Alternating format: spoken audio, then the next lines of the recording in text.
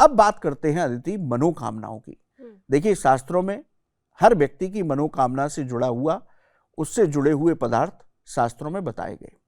शिव पुराण के अनुसार यदि आप सभी मनोकामनाओं को पूर्ण करना चाहते हैं, भगवान शिव की कृपा पाना चाहते हैं, तो आप गंगा जल से या पंचामृत से भगवान शिव का रुद्राभिषेक कीजिए।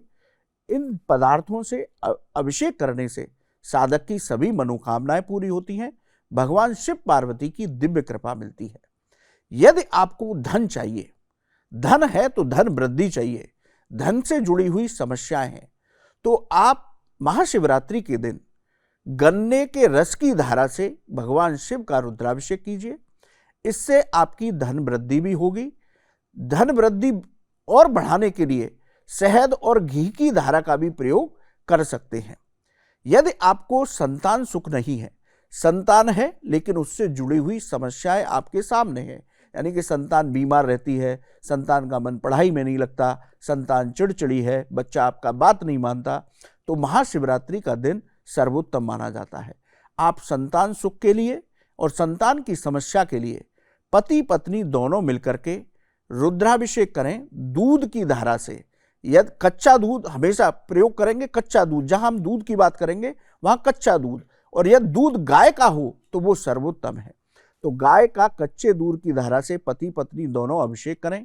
भगवान शिव की कृपा से जल्द आपको संतान सुख की प्राप्ति होगी। इसके साथ ही यदि संतान से जुड़ी हुई कोई समस्या है, परेशानी है, उससे भी आपको निजात प्राप्त होगी। अब बात करते हैं एक और नई, जो लोगों के अंदर वो रहती है, क्या इच्छा रहती है कि मेरे को बीमारियां हैं, तो बीमारियों में लाभ प्राप्त करने के लिए आप गंगा जल में कुशा और इत्र मिलाकर के भगवान शिव का अभिषेक करें। अभिषेक करते समय महामृत्युंजय मंत्र का जप करते रहें, तो आपको असाध्य रोगों से मुक्ति प्राप्त होगी। यदि आप विद्या बुद्धि का आशीर्वाद पाना चाहते हैं, यदि आपके बच्चे का मन पढ़ाई में नहीं लगता, बच्चा मेहनत करता है लेकिन उत्तम अंक प्राप्त नहीं होते, तो आप महाशिवरात्रि के दिन कच्चे दूध में शक्कर मिलाकर के स्वयं भी अभिषेक कर सकते हैं, जिससे विद्या बुद्धि प्राप्त होती है, और अपने बच्चों से भी अभिषेक कराएंगे तो उनका मन पढ़ाई में लगेगा, विद्या बुद्धि का आशीर्वाद भगवान शिव की कृपा से उनको प्राप्त होगा। यदि आप भूमि भवन और वाहन चाहते हैं, बहुत से लोग मकान खरीदना चाहते हैं लेकिन अड़चनें आ जाती हैं, कोई ना कोई बीच में परेशानी आ जाती है, तो महाशिवरात्रि के दिन ये प्रयोग करके देखिए, आपके मकान की और वाहन की अड़चनें दूर होंगी। आप महाशिवरात्रि के दिन दूध दही से भगवान शिव का रुद्राभिषेक करें, भगवान शिव से प्रार्थना करें, तो आपका मकान का सुख प्राप्त होगा और आपको वाहन का सुख प्राप्त होगा। जैसा मैंने बताया, बीमारियों के लिए आप गंगा जल में कुशा डाल करके या इत्र डाल करके रुद्राभिषेक कीजिए, तो आपको असाध्य रोगों से मुक्ति प्राप्त होगी, जीवन में आरोग्यता बनी रहेगी। अब अगला रुद्राभिषेक क्या है?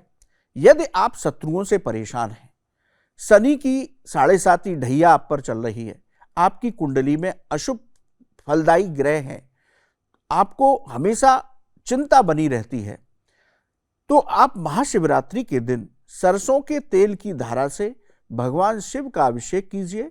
इस उपाय को करने से शत्रुओं पर विजय प्राप्त होती है। इसके साथ ही कुंडली के अशुभ ग्रह शुभ फल देने लगते हैं।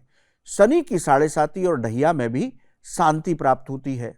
यदि आपकी मार्केश की दशा चल रही है या अकाल मृत्यु दुर्घटना का आपकी कुंडली में योग है, तो आप सरसों की धारा से अभिषेक कीजिए, तो इन सभी भयों से आपको मुक्ति अवश्य प्राप्त होगी। गुरुजी, आपने बहुत ही अच्छे तरीके से एक्सप्लेन किया कि कैसे हर किसी को अपने प्रॉब्लम के अकॉर्डिंग रुद्राभिषेक करना चाहिए, जिससे कि उनको उनकी प्रॉब्लम का सॉल्यूशन मिले।